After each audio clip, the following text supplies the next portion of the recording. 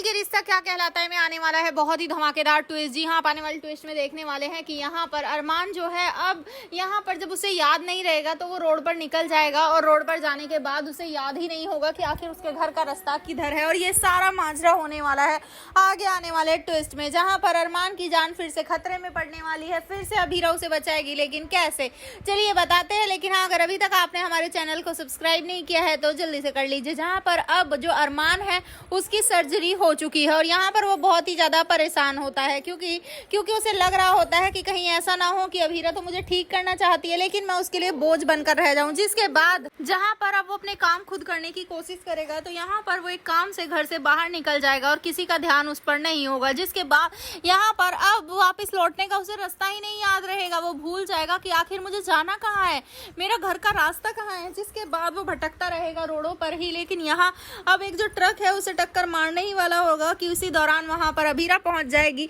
और उसका हाथ खींचकर उसे बचा लेगी। वेल, यहाँ तो अरमान को उसने बचा लिया, लेकिन कब तक ये सब ऐसे ही उसका ख्याल रखते रहेंगे। और यही बात अब परेशान करने वाली है बहुत ही ज्यादा अरमान को। आपको पता होगा कि एक तरफ जहाँ सर्जरी तो हो गई है लेकिन इसके बाद अभी तक अरमान पूरी तरह सही नहीं है। वो कुछ लोगों को भूल गया है, कुछ लोग उसे याद है।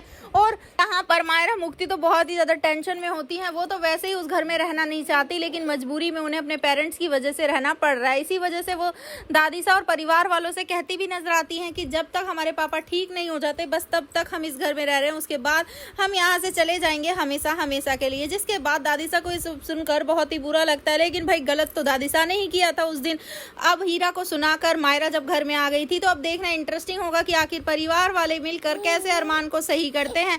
आपको क्या लगता है, आप कितना एक्साइटेड एनुअल ट्विस्ट लिए हमें कमेंट बॉक्स में बताएं। ऐसी खबरों से जुड़े रहने के लिए हमारे चैनल को जरूर सब्सक्राइब कर लें।